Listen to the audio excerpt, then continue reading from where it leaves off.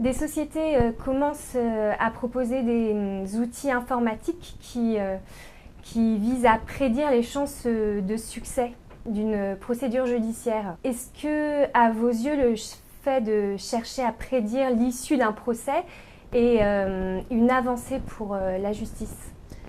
Ça peut être une avancée pour les justiciables d'avoir un outil pour avoir une idée de chance ou pas de succès de leur action, mais c'est seulement un outil qui est à la disposition ou pas des justiciables, ils peuvent s'en servir ou pas, mais ce n'est pas quelque chose qui liera ou qui s'imposera aux justiciables, aux avocats ou aux magistrats.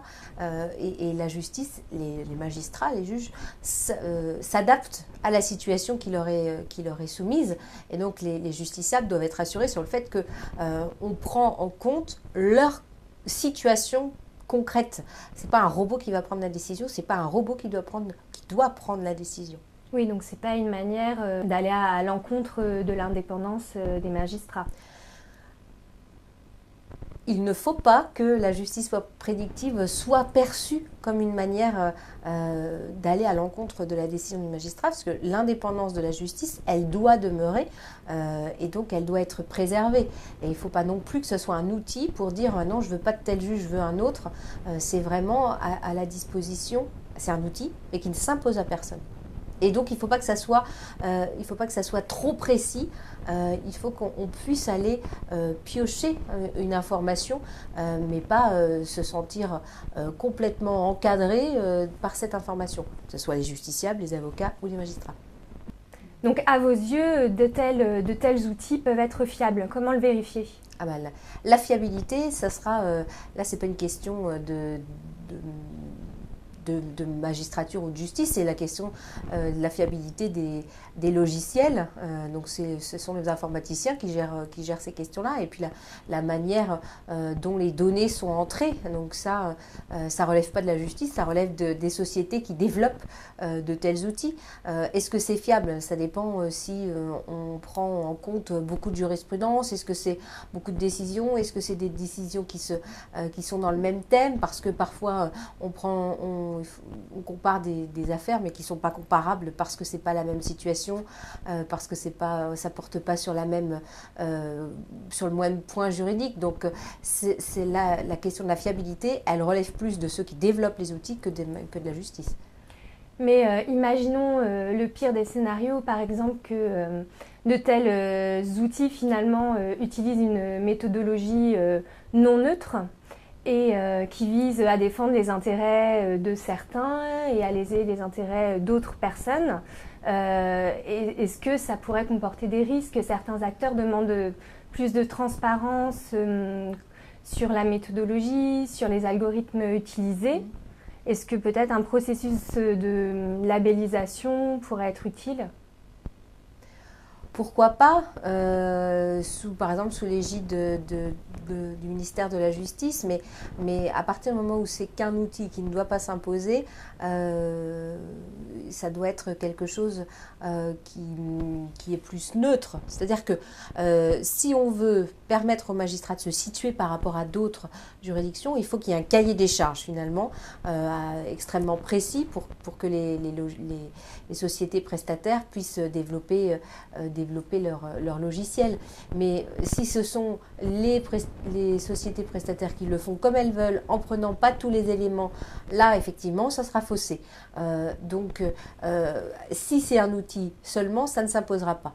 Mais il faut que ce soit encadré, ça c'est sûr, parce que c'est comme un peu toute la modernité, si c'est pas encadré, on peut faire n'importe quoi. Donc oui, il faut un encadrement pour que tout le monde sache sur quoi les études ont été basées en fait. Et est-ce que vous pensez que ces outils donc qui visent à prédire les chances de succès d'une procédure judiciaire, elles peuvent vraiment se faire une place dans notre société, donc auprès des justiciables, mais également auprès des professionnels du droit? Si ce sont des outils complets qui prennent en compte toutes les arcanes d'une situation, ça peut être intéressant. pour le justiciable, pour l'avocat, de savoir un peu si la demande a une chance de prospérer. Mais si ce ne sont que des outils qui ne sont pas fiables parce que ça ne concerne qu'une toute petite partie d'un contentieux, là ça ne servira à rien. Mais il faut que ce soit, en tout cas il faut que chacun sache comment ça a été fait, et puis que chacun sache aussi que ça ne s'impose pas, ni au demandeur, ni à celui qui prend la décision. Et il faut aussi que ça soit une idée au niveau national, par exemple, ou au niveau d'une cour d'appel, mais il ne faut pas que ça soit quelque chose d'extrêmement précis. Il ne faut pas dévoyer l'outil pour dire tel juge il prend telle décision et donc c'est ça son barème à lui, tel autre c'est tel barème, donc il faut écarter celui-ci et aller voir l'autre. Donc il faut vraiment que ça soit un outil seulement, mais pas une manière d'écarter le principe du juge naturel d'une procédure. À votre avis, dans quel domaine la justice prédictive pourrait se développer en France et dans quel domaine ça ne pourrait pas fonctionner?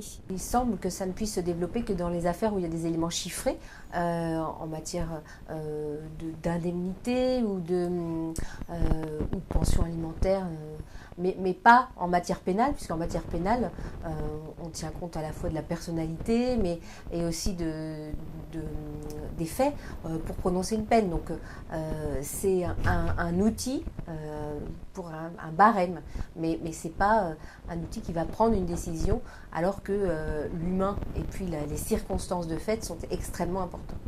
Certaines sociétés qui développent ces outils disent que les avocats pourront utiliser donc, les résultats obtenus pour pousser la partie adverse à négocier et ainsi que ça pourrait permettre de développer le règlement amiable des litiges et donc de désengorger les tribunaux. Est-ce que vous êtes d'accord ? Oui, dans une certaine limite, ça peut fonctionner. C'est-à-dire que s'il y a une analyse de la jurisprudence, par exemple, sur les pensions alimentaires, en disant mais dans telle situation, la fourchette de la pension alimentaire, elle est fixée entre tel montant et tel montant, ça peut permettre aux époux, aux concubins de se dire, voilà, ça vaut le coup de demander où on se met ou pas, et du coup on se met d'accord entre nous et pour fixer tel ou tel seuil. Mais de toute façon, c'est qu'un barème, et donc si les parties estiment qu'elles ne rentrent pas dans ce barème-là parce qu'il y a telle situation qui est plus précise et qu'il faut faire valoir, elles pourront le faire valoir. Donc, si ça permet aux gens d'avoir une idée des chances de prospérer, ils se diront oui, ça vaut pas le coup d'aller devant le tribunal. Et oui, là, ça désengorgerait les juridictions, qui serait une bonne chose. Et puis, ça permettrait du coup de se concentrer sur les affaires où il y a des spécificités qu'il faut traiter.